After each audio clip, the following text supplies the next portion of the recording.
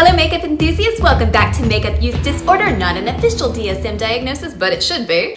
And if you're sitting here watching this video and looking at my eye makeup and going, Lainey, that eye makeup is beautiful, well, thank you. It is Urban Decay, Kristen Leanne, the collab, and this is the Kaleidoscope Dreams palette. I just filmed a video on this. It's not a tutorial, it's just a review. Phone. I'll throw it up in the card, so be sure to check that out if you are interested in getting this palette.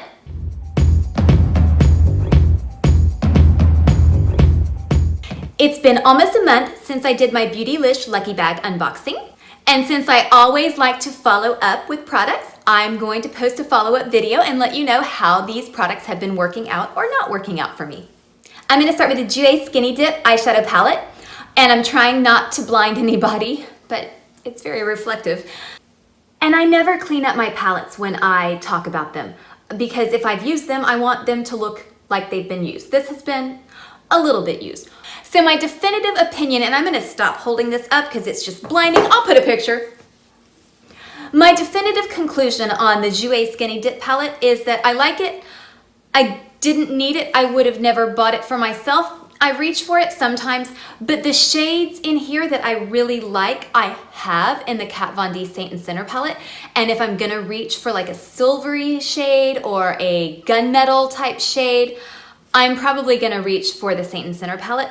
However, the shadows in here are beautiful. I have nothing negative to say about it, just that I have other shadows that are in palettes that I frequently reach for that have more interesting shades in them. So I'm going to reach for those shades more often than I'm going to reach for a palette that's entirely like basic metallics. That's what I would consider this. This is a very basic metallic palette. However, the quality is superb, and being able to play with this palette did make me interested in more products from Jouer. I'm really interested in getting one of their highlighters. I want to wait until I have gone through some of the highlighters that I already have. But one of the big values that I see in getting the Lucky Bag is that it turns you on to brands. Even if you're not a big fan of the product that you get, you might check out a brand that you otherwise would never have really looked into. Next, I'm going to talk about a product that has become a daily staple for me. This is the Becca Under Eye Brightening Corrector. As you can see, I have been using this a lot. Not only do I use this every day, but it also turned me on to Becca. I had never really explored Becca that much. I got a primer in that really boring Sephora that was just foundation and skin stuff. Did anybody like that box? It was awful. And that primer didn't work. And I also got a highlighter that was really unflattering on my skin tone in a BoxyCharm. I canceled BoxyCharm after like 2 months because I just wasn't feeling it. And I'm about to cancel Sephora Play too, just because I'm bored. I mean, every now and then I find a surprise hit, but I also find surprise hits when I just get regular samples. So it's just not worth it to me at this point. I did get really interested in Becca after using that under eye brightener that I got from Beautylish, and I picked up the anti-fatigue under eye primer, and I've been using this every day. I already have it on, so putting more on is not gonna do anything. But it legitimately feels cooling. In fact, when I first used it, I thought that my eyes were watering because my face felt so cool. And I'm not typically a person who has a big problem with puffiness. I tend to have more of a problem with redness and really dry skin underneath my eyes. But I also have a big problem with fucking wrinkles. And this legitimately softens the appearance of fine lines, in my opinion. So I haven't tried the under eye powder. I am not a fan of loose powders on my face at all. And while I have heard really good things about it, I'm not a loose powder person. I've tried the Laura Mercier loose powder, and that was atrocious. I've tried the IT Cosmetics loose powder, and that was a fail. I've tried NYX. I've tried indie brands. I think I sampled some YSL loose powder one time. Loose powder and my face don't get along. So these two products are my new babies when it comes to my under eye routine. And I've talked about this quite a bit. This is the Oribe Dry Texturizing Spray. And I put it on as a joke when I did my unboxing because I thought it was gonna look so bad. And it looked a little weird when I first did the video, but then when I looked back on it, I thought, I don't hate that. And I've been using it, like I'm gonna repurchase this when I run out. I think I said this in another video, but this stuff looks horrible if my hair is straightened, but if my hair is curled, it gives it an extra boost and it smells good, and I'm a fan. Now let's talk about the Sulwhasoo Snowise sheet mask. I already used it. I don't have it. I can't show it to you, but I'll put a picture. I did not like this, but I liked it. So it's huge, and I'm a petite person, so I guess my face is small. You can't tell just from watching me in isolation, but I'm petite. So the sheet mask was huge, and I guess it's designed that way. Maybe I should have trimmed it. I don't know. It was also really slippery. It was dripping all over the place. It smelled good, but I had to fold it down to get it to even stay, and then it wouldn't adhere to my nose. It was just sticking up. I looked like I had a potato face. The eye holes were too small. The nose area was just weird. The mouth area just didn't quite sit right. The mouth area I think was small too. And I didn't like it. And I've also been dealing with a lot of irritation underneath my eyes, and after having the mask on for about 5 minutes, it started burning where I have the irritation, and so I just took it off. But I will say that I cleaned up the under eye area really, really well because I was paranoid about that getting irritated again. The rest of my face felt nice. I did not break out. I have a pimple from ovulating, but that's not from the sheet mask. I was gonna have that anyway.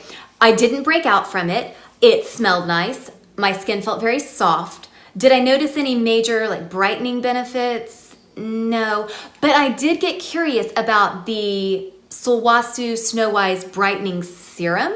I would not purchase a bottle of that outright because it's expensive. I can't remember exactly how expensive, but I will put it here. I would be willing to try a sample of that based on how really nice and soft my skin felt just after having that mask on for 5 minutes. So like I said, I don't like sheet masks. I just don't like them. I wasn't going to like that product, but it's not bad. Oh, and I don't have my Wayne Goss brush here with me. It's up in my brush case. I use it a lot. I love it. I just ordered another Wayne Goss brush off of the Beautylish website. I did not get the whole collection that just dropped. I could not justify, what is it, $241, $242? It's a lot. But I did buy an additional Wayne Goss brush, and so I'll probably just buy single brushes here and there because I'm impressed. Finally, this fucking color. Okay.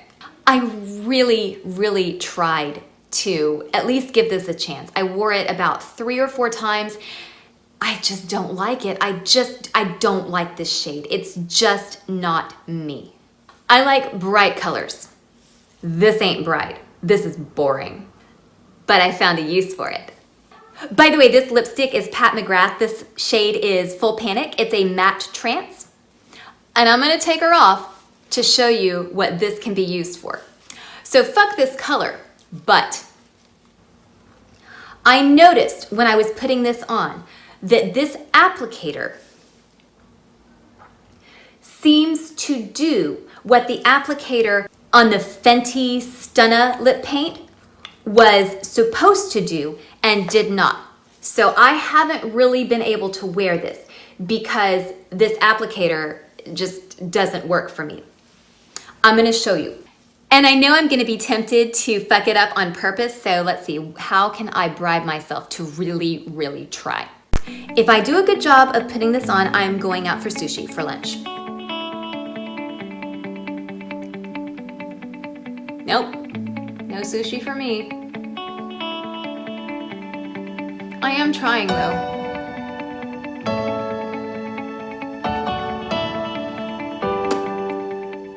I think this color is gorgeous. I think the product is good. It doesn't go on well.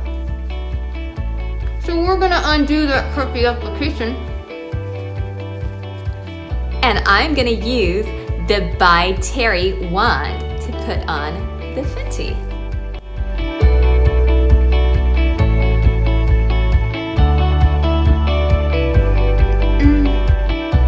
You know what? Honestly, it's not that much better, and I think it's on my teeth. Anyway, my ultimate conclusion was that the By Terry lipstick was really, really good quality. It felt good on the lips. It didn't move around. It even smelled nice. I just really hate the color. I can't justify spending $47 on a lipstick right now. I just bought a Pat McGrath, and I really love the Pat McGrath lipstick that I have. So does my cat. At least he loves the packaging. But having tried a By Terry product, I was impressed with the brand, and I just placed an order on Beautylish. I'll do an unboxing, so you'll see it. I did get a finishing powder because I'm almost out of my Charlotte Tilbury Flawless Finish Airbrush powder. And honestly, the only reason that I'm not hot to trot to repurchase that is because opening the compact is awful. I don't know how many times I've accidentally nicked the pressed powder inside of the container because it's so hard to open that compact. I know it seems like a minor thing, but it's very, very frustrating to me. I also bought a By Terry Khol eye pencil, and it's this beautiful, like almost iridescent bluish purple shade. Oh, I hope that it looks as pretty on the eye as it does in this photo. So yeah, even though I really, really hated that color, I could tell that it was a primo product, and now I'm exploring that brand. So it's been about an hour, and I wanted to pop back on here and say that I've been wearing the Fenty Stunna lip paint applied with the By Terry applicator. I've been drinking coffee all afternoon, and it really does make a difference. It helps so much because I haven't really worn this at all since I got it because it just kind of smeared on me. Even when I wasn't doing anything, I wasn't drinking anything, I wasn't sucking anything. I think that's all I have to say really about the follow-up to the Beautylish products that I got in the lucky bag this year. I finally found out the truth about spending $1,000 to get the XL bag. You don't have to spend $1,000 to get the bag. You have to spend $1,000, I think, to get early access, and the bag sells out like that. And I was swearing up and down that I was just going to go bonkers this year and just order so much from Beautylish, rack up $1,000 worth of purchases so that I could get early access to the XL bag. And then I thought back on it, and especially when I was thinking back on the products when I was preparing to do this video, I really like the regular one. I would be perfectly happy to get another regular bag. So we'll see. We'll see if I rack up $1,000 worth of Beautylish this year. I don't know that I won't, but I'm not going to actually set that as a goal. That does wrap it up for today. Very special shout out to you if you're watching this video on the toilet. Follow me on Instagram. I will follow you back. Throw me a pity like, give me some encouragement to make some more videos, and until next time, stay adorably obsessed with makeup.